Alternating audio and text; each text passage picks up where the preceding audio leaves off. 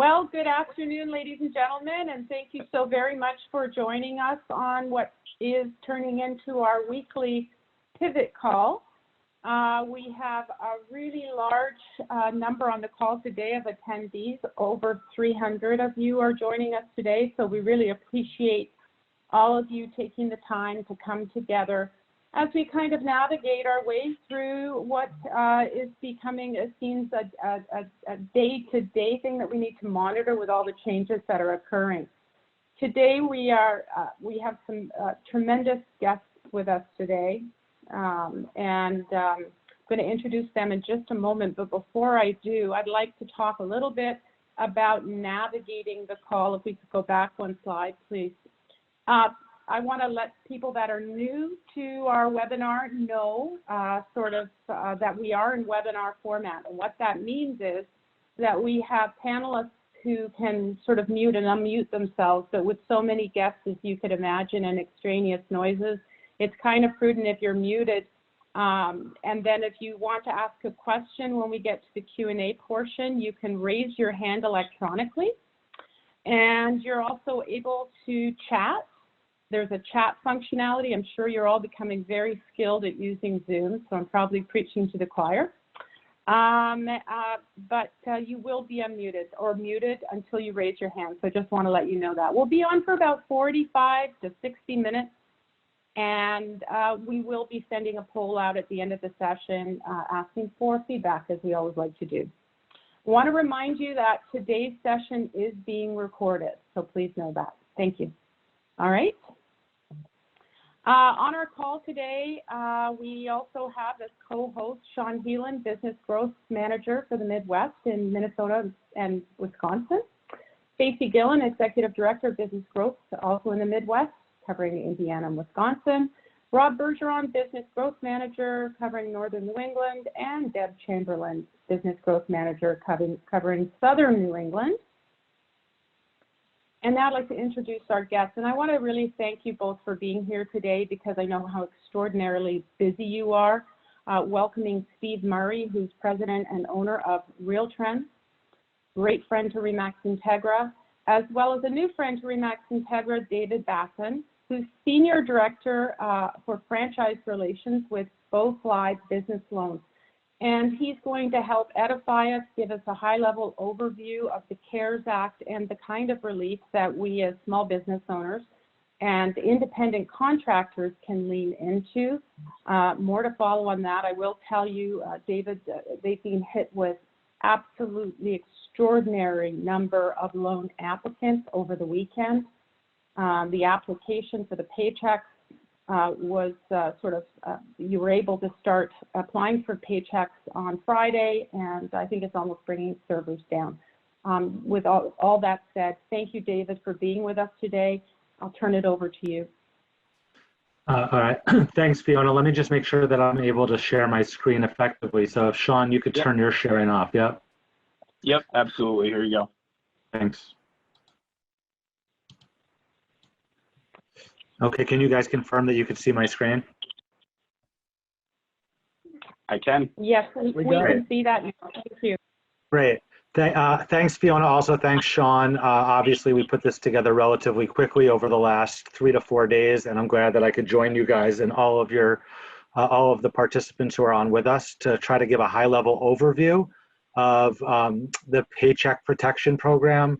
I know it's been in the media a lot lately, and Fiona's right. We have been so overwhelmed with traffic at the Boefly application site that we've actually turned it off to new applicants for now. So after this presentation, after this call, if you were to go to the Boefly website that houses this application, you won't be able to apply. I will make sure that as soon as we're turning our faucet back on and we've stabilized our tech, which we're anticipating will be in the next 24 to 48 hours, I will let Fiona and Sean know, and you guys can pass out kind of a system-wide email that, you know, the green light has been turned on. So I'm going to go through this relatively swiftly. I don't know if there's going to be an opportunity for questions. I think there might be. I will leave that to Fiona and Sean. So quick agenda.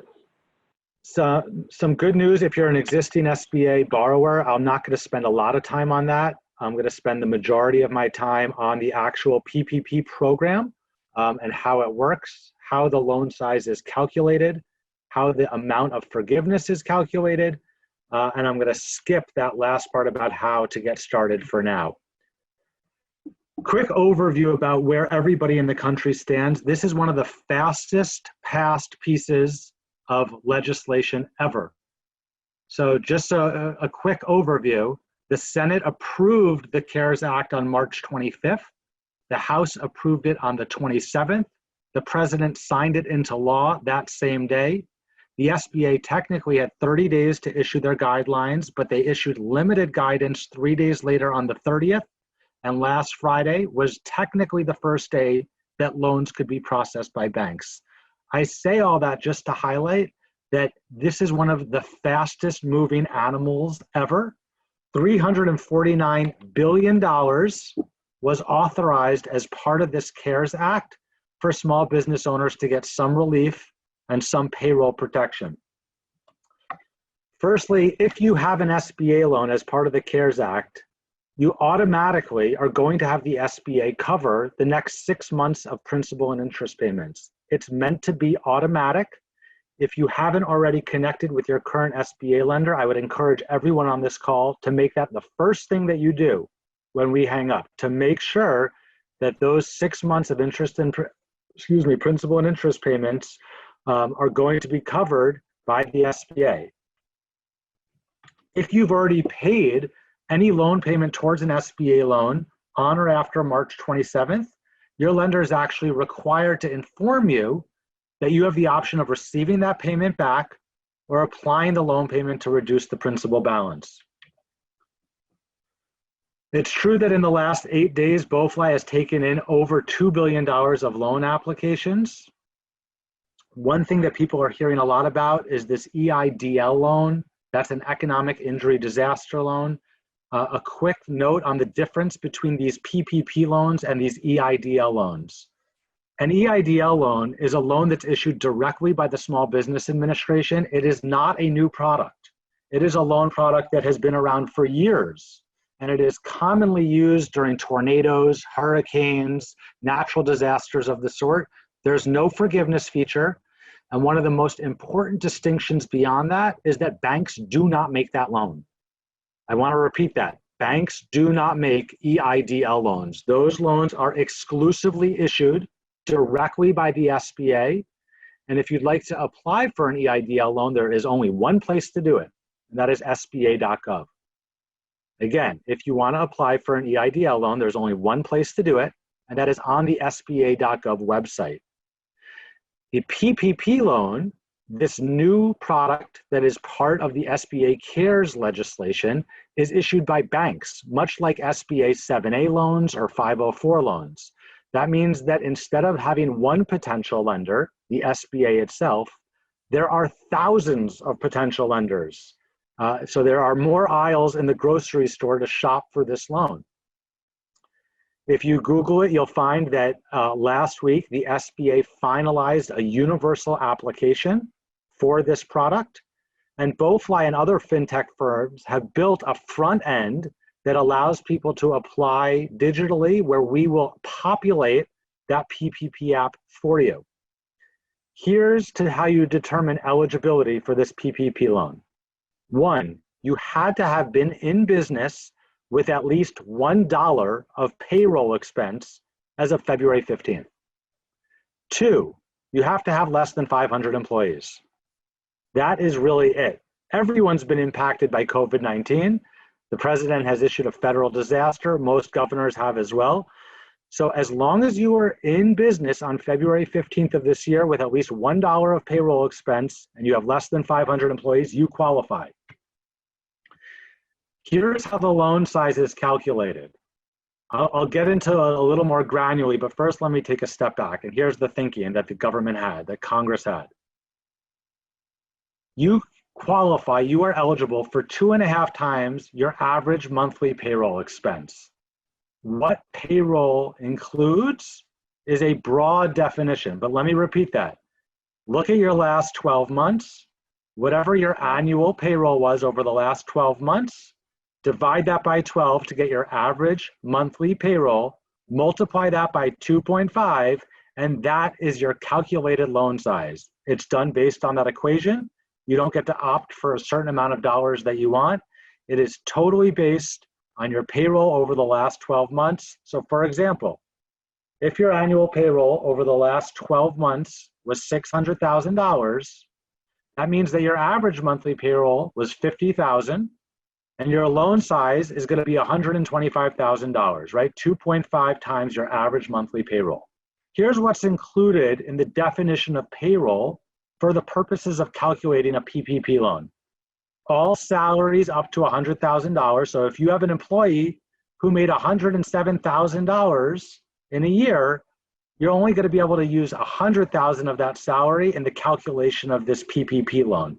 Health insurance payments paid by an employer, state and local taxes, paid vacation and sick leave.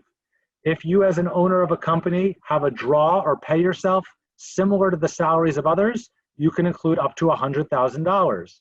Any money paid towards retirement benefits or separation packages.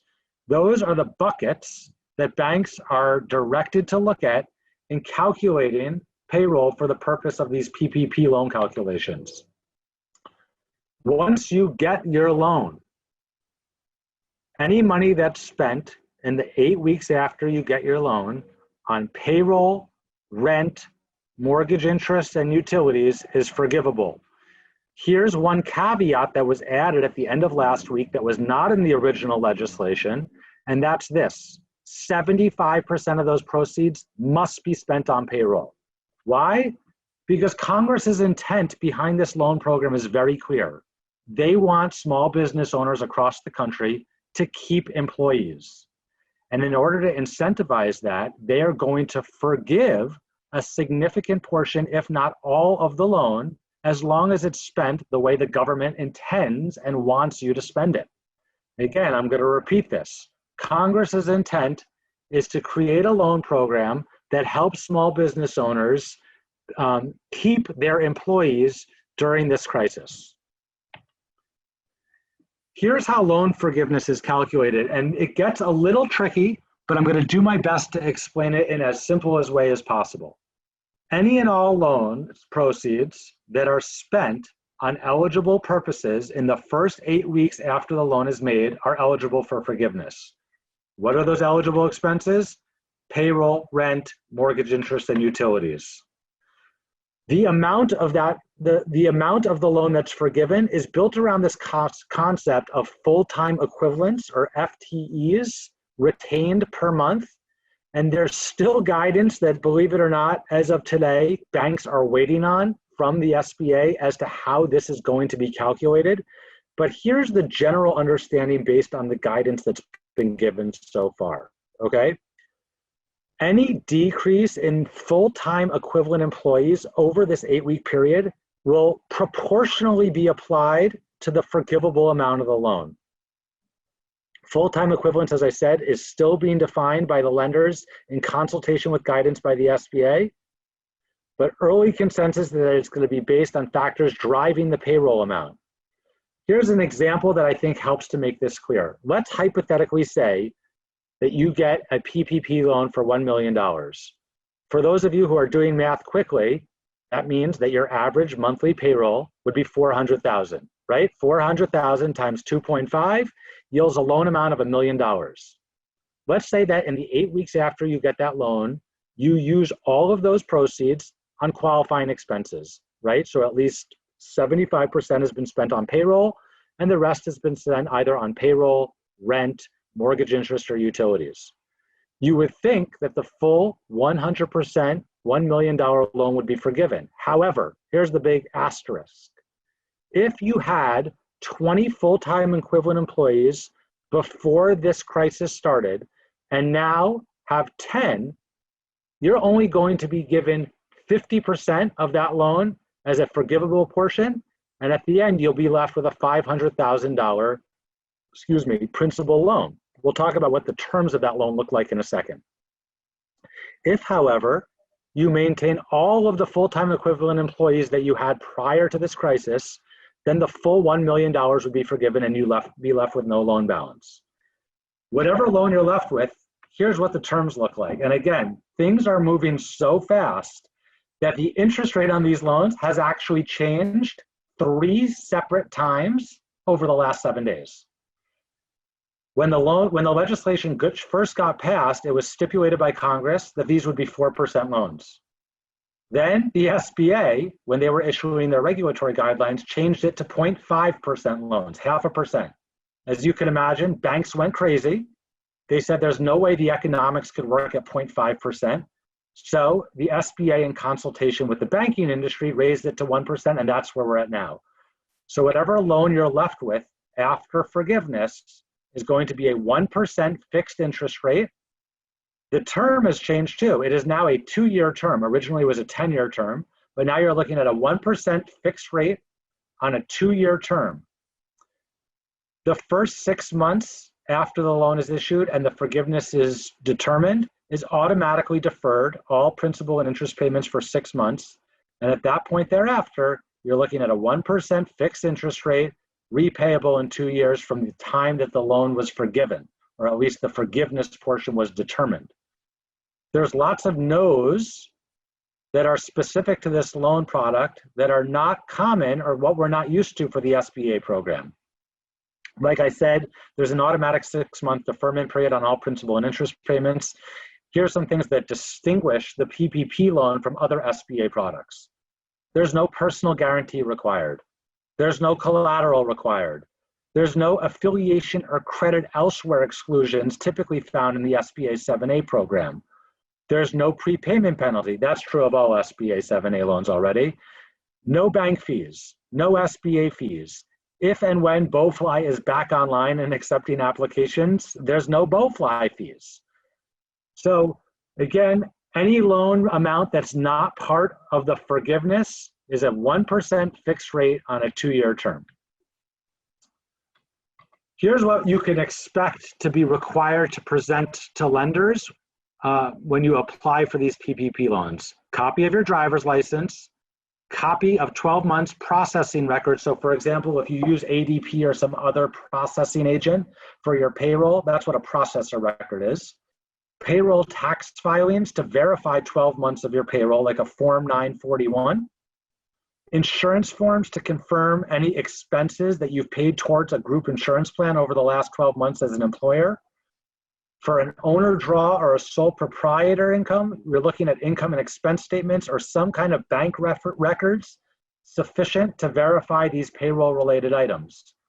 Now, different banks are going to have different requirements. This is kind of like inside baseball, but I'm going to throw some alphabet soup at you for a second. KYC rules, those are know your client rules. Different banks are going to have different requirements, and those different requirements will yield different documentation requirements. Banks have AML rules, anti-money laundering rules. Sorry for the typo there. And then there's the Bank Secrecy Act. The general takeaway is, as everyone knows, the banking industry in this country is heavily regulated. And that's not going to be any different for these PPP loans than other loan products. So be prepared, depending on the bank that issues these loans, that they are going to probably want some additional documentation. We just can't tell what it's going to be yet.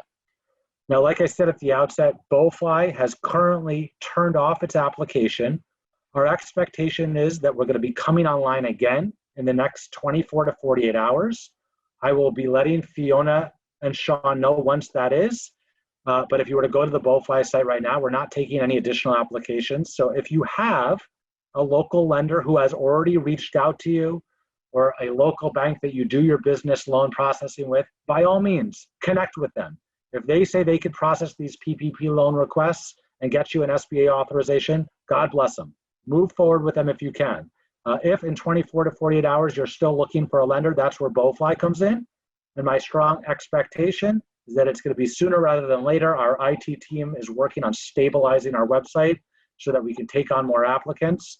So if that time comes and you still are not working with any local or other lender, Boefly will try to help you get placed with a lender and streamline your application. I have some other slides in this process, in this presentation, but I want to give people a chance to answer questions. I'll share this presentation, Fiona, with you.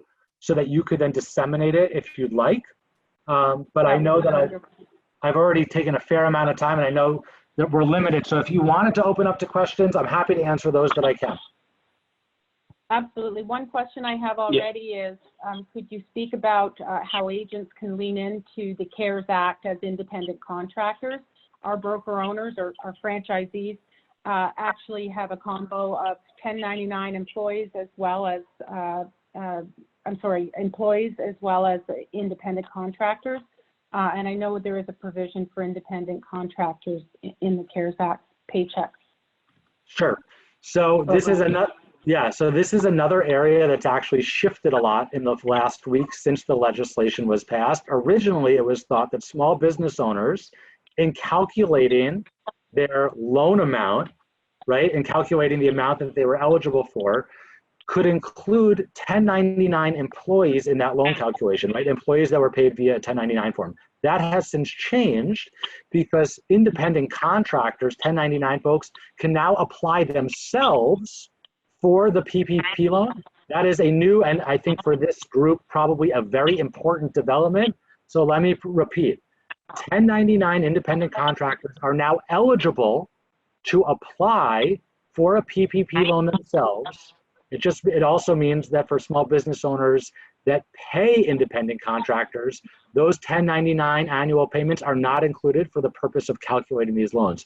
For 1099 folks who are applying, you're going to need your 1099 MISC form.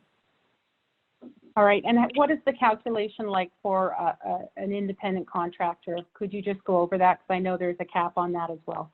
Sure. So my understanding is that for independent contractors, the loan calculation is similar, up to $100,000 that are paid out on a 1099 form, plus these other benefits as appropriate that you're able to verify through documents over the last 12-month period. But I'm pretty sure it's capped at $100,000 in the same way that loan calculations are based for non-independent contractor applicants. Excellent. Rob, are you seeing some questions there, or Sean? Yeah, we do have a number of questions that came in here, so this is a good pause point. David, you had used an example earlier about 20 full-time employees being reduced down to 10, and that equated to a half portion of the loan being forgivable. Is that assuming that all salaries are the same, or are salaries weighted differently? Can you speak to that at all?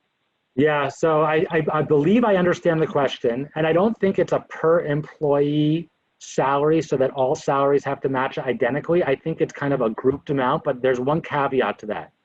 If there's an individual employee who was making a certain amount of money before this crisis started, and during the period up until June 30th, their salary is reduced by more than 25%, that will affect or impact the forgivable amount. Okay, let me repeat that. So in general, in calculating these FTE numbers, I think that the full payment or the full kind of salary portfolio is looked at in mass, with the one caveat that if any employee's salary is lowered by more than 25%, that'll impact the forgivable amount of the loan. That's helpful. Thank you. Another question that came in here, can we pay a weekly check to a 1099 employee and be covered under either of these programs? Can you repeat the question, Sean? I'm sorry. Can they pay a weekly check to a 1099 employee and have that be covered under either of these programs, either the PPP or the disaster relief program?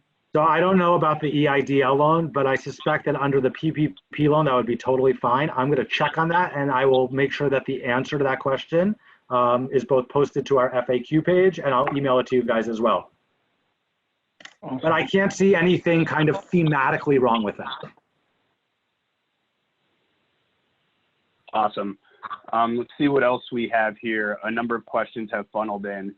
Can you apply for the?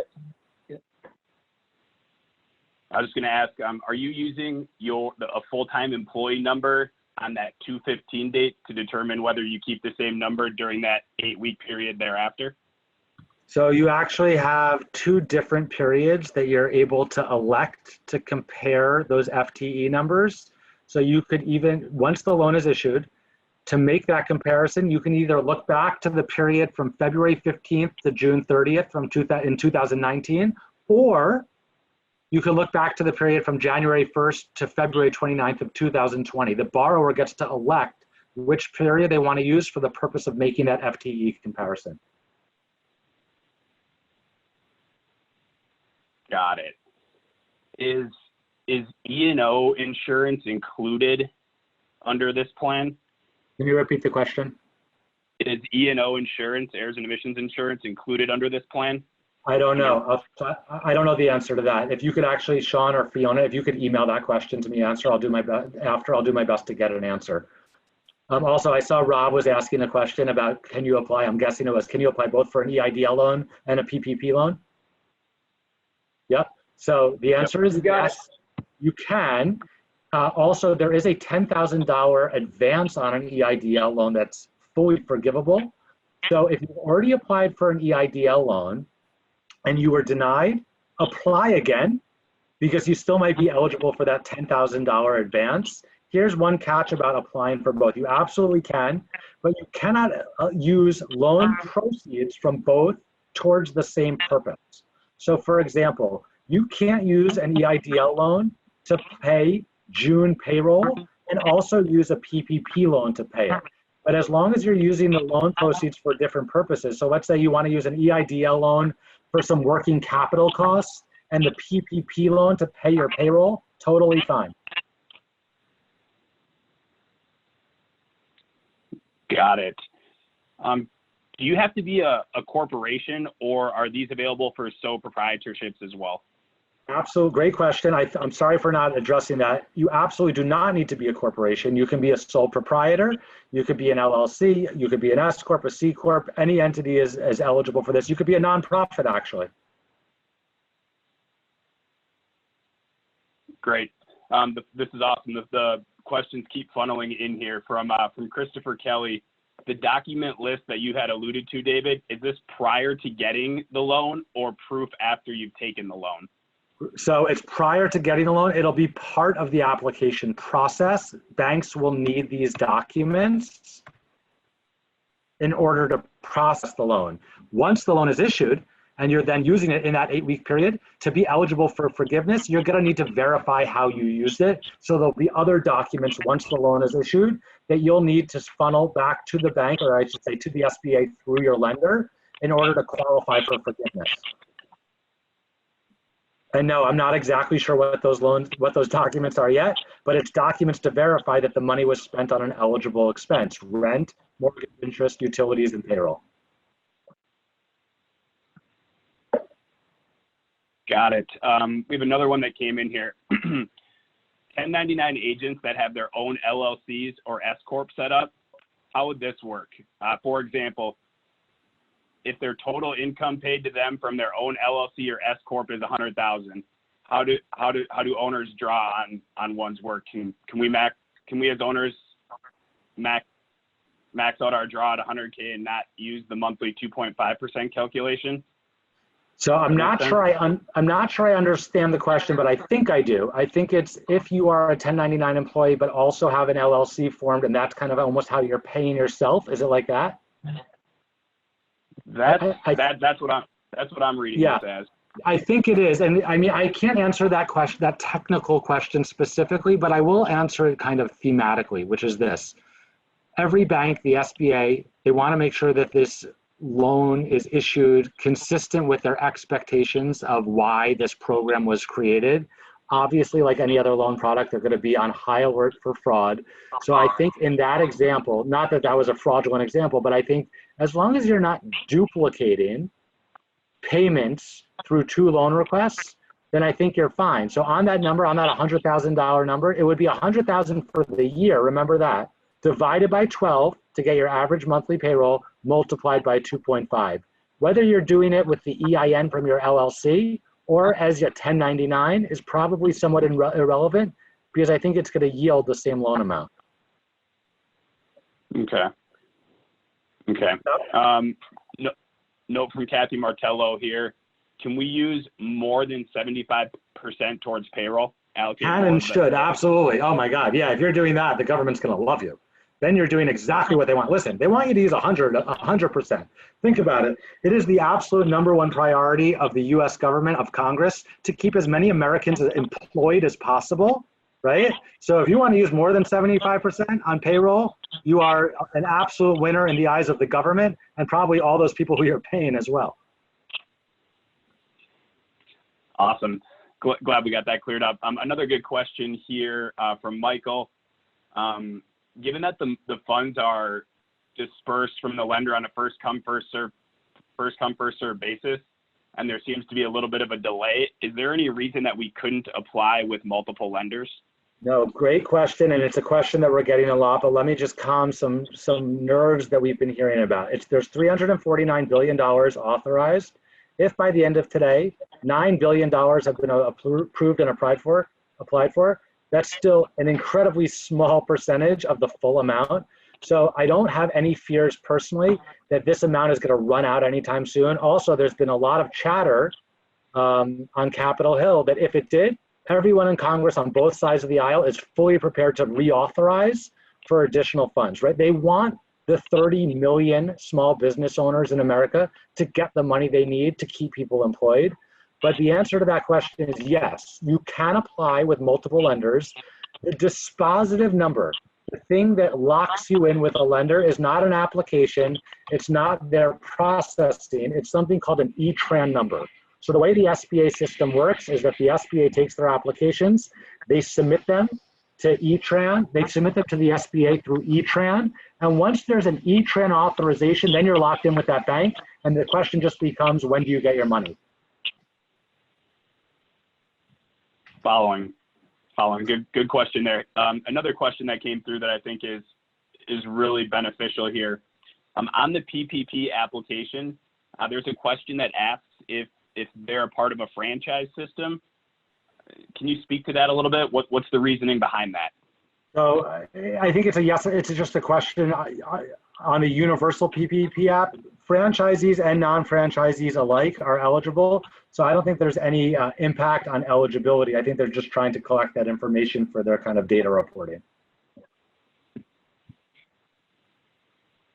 It may have an impact with the particular lender. So for example, if I'm Bank A in California, I might say to my credit committee might say, we're willing to do $500 million of these PPP loans, but we don't want to do more than 50% of that with one singular concept.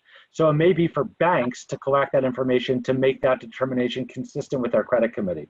But there's no overarching kind of global rule about eligibility as it relates to your franchise or non-franchise status. Okay, so it's not a deterrent or seen as a deterrent or anything like that. Not at all. That's good info. Perfect. Hey Fiona, the questions are continuing to funnel in here. Do we want to continue to run through these? Do you want me to grab some of these and circle back? I know we have Steve Murray on as well. How would we like to move forward here? Can't hear you. Can't hear you. Sorry.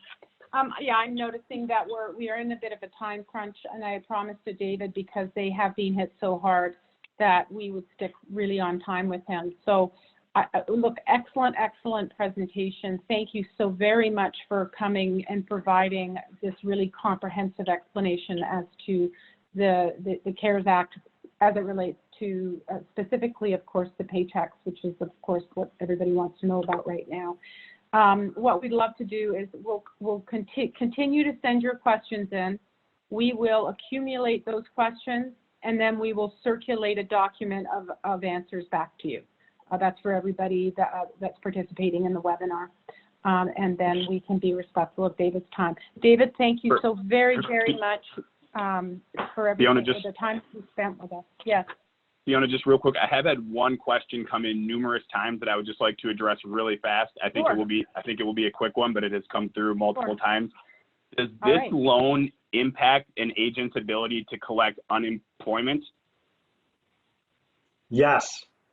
So you can't collect unemployment under certain federal programs can at the same time as collecting the PPP loan. Basically, you can't serve two purposes with the same money, with those two different, I don't want to say loan products, but two different sources of income. If you go to the Boefly FAQ page, there's information about that, and I'll share that page with Fiona afterwards so that you can provide it. There's a really significant and robust amount of FAQs on our FAQ page. It's ever changing as we get more information. We're constantly updating and expanding it. So that'll be a really useful resource. Even though you can't currently apply through our site, you certainly can access the FAQ page, and I'll share that with Fiona to share. That sounds wonderful. Thank you, David. All right, thank you guys so much. Thank you. We really, really appreciate your time. My pleasure. I'm gonna stop sharing my screen now and hand it back over to you, Sean. All right. That sounds good. Thanks again, David. Thank you. Great job. All right. So now it's my great pleasure to introduce Steve Murray, founder, owner of Real Trends. And Steve, I know you and I spoke at some length late last week. And I know you're going to talk a little bit to us about what you're seeing going on out there, what sort of opportunities are out there for us, and how we can sort of hunker down through this storm that we're going to come out the other side of course. Steve, let's turn it over to you. Oh, you're muted, Steve. Mute me. Can you hear me now? Yes, sir. Good to go. Okay. All right. So, good day, good afternoon to everyone. Difficult times starting to come upon us. A lot of people had great March in terms of closing, and many brokers have a decent pipeline of closings into April, but all indications are we're going to see a significant decline. We're seeing it in showings. The showing time index on most states is off between 50 and 75% in the last 2 weeks, and that leads to probably fewer contracts. It's much more difficult for agents to operate. We have a lot of Americans have lost their jobs. We have a lot of fear. And we don't know how many home purchases or sales are discretionary versus those that must do something. And then you've got the good old American spirit, which is damn the torpedoes, full speed ahead. They'll do whatever they're going to do regardless of what's going on out in the marketplace.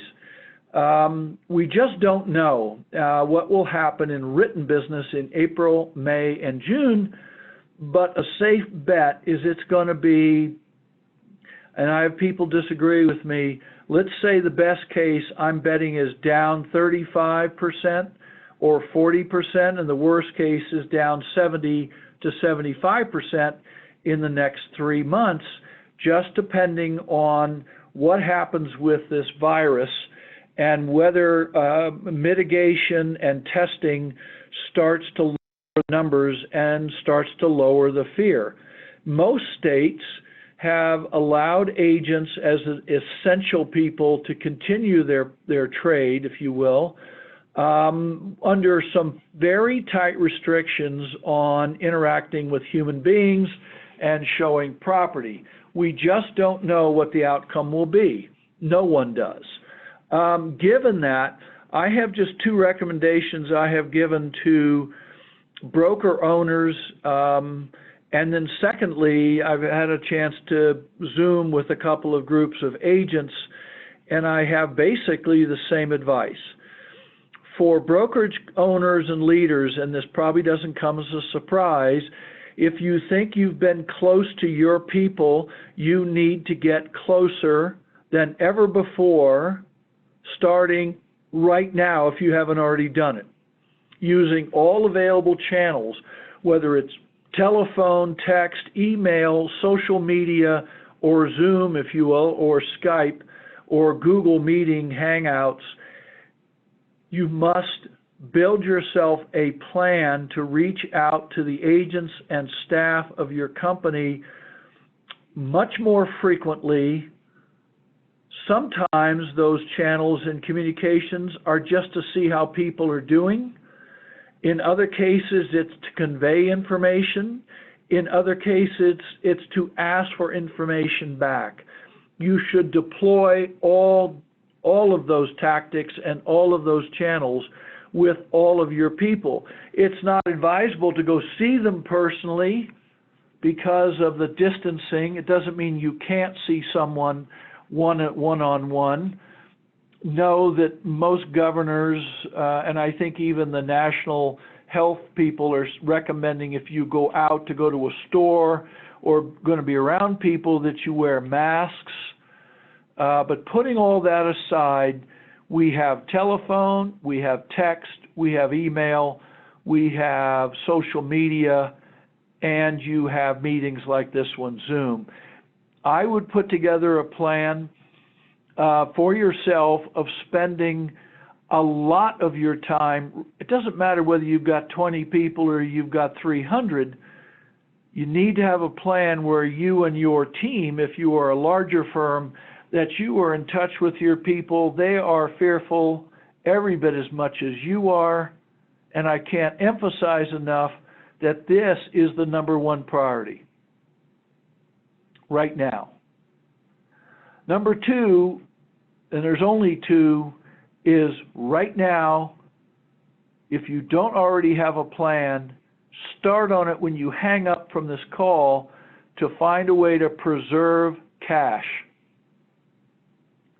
It means in some cases pushing payables out, whether that's rent, technology companies, your bank lines, if you have them.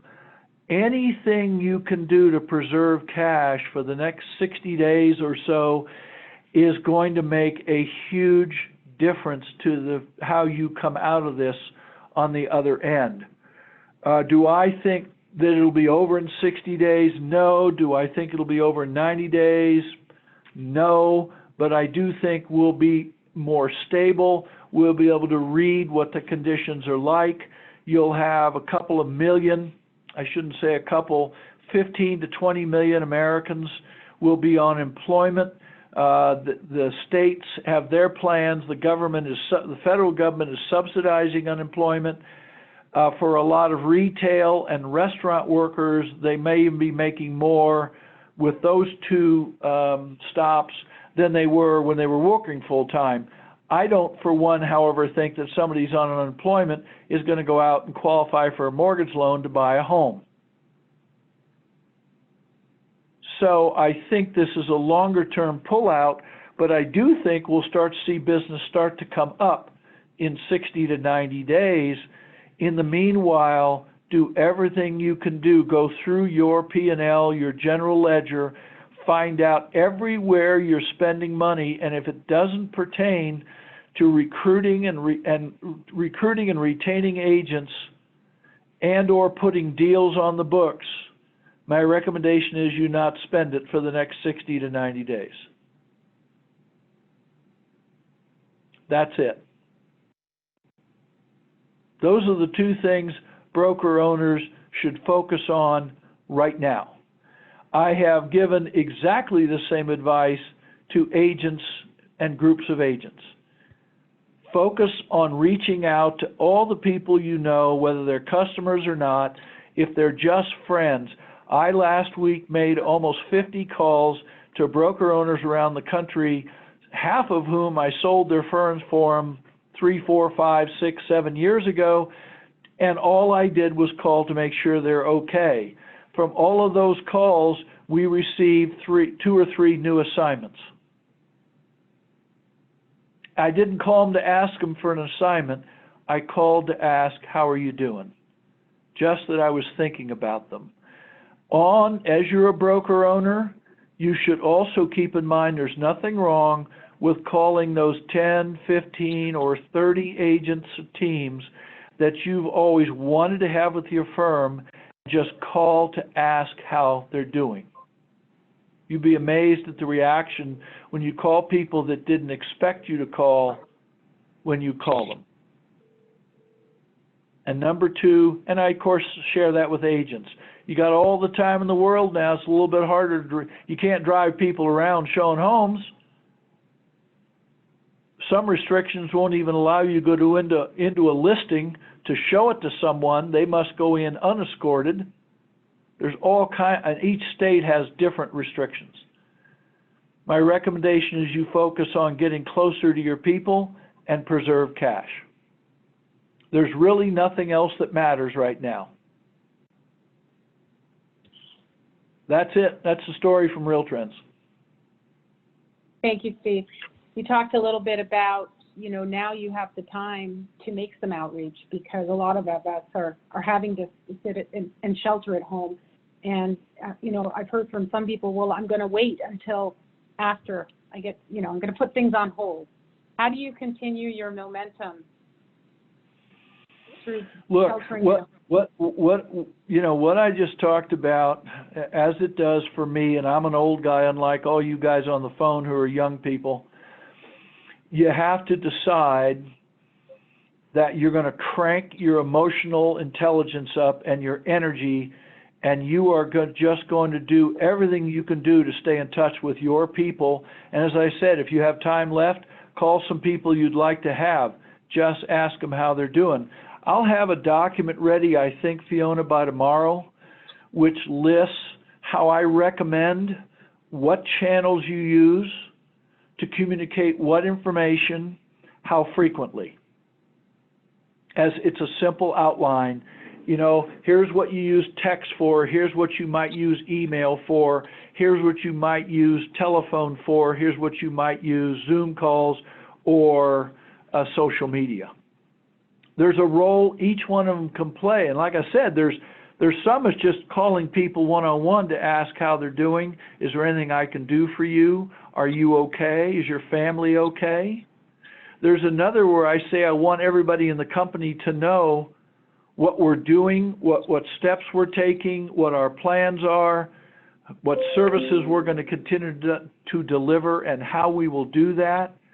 Maybe it's having to let people know that unfortunately we had to reduce staff or that we have to keep the offices closed, any number of things. There's other methods you may want to get information back from your agents and staff as opposed to giving information. So I'll see if I can get that out to you. I think it's gone through proofing today, and I'll make sure and try and send it out to you. I really like the last thing you said too, which is really thoughtful. Asking your agents what they need, what their feedback is, and instead of assuming what their needs are or what they might want. So I love that. And for instance, all of us are dealing with anecdotal bits and pieces of our agents, in fact, getting business done, and if they are having 4 or 5 out of 100 agents on a call and having those people who are getting things done tell others how they're doing it would be immensely helpful. Yeah. So I'd love to hear from or address any questions that any of our attendees may have, and also please share what you're doing that you find is effective outreach to your agents now. How are you keeping the fun factor in your company? I think sometimes it's really hard to keep that front and center, that we have to be calm leaders, and it's a fact. You cannot be afraid if you're smiling, if there's levity there. So I think that can be really powerful as well. So what do we have for questions, Sean, Rob?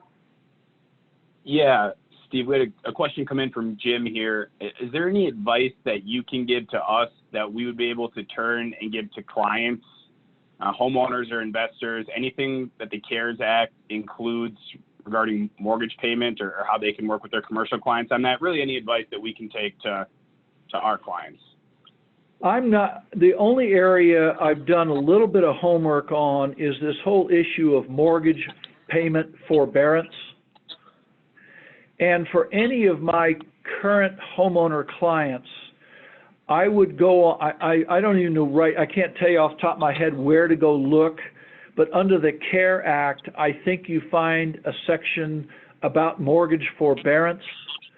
They're still formalizing the program, but evidently it will permit a homeowner to delay payments on their mortgage for up to 6 months. Now, it's not forgiving those payments.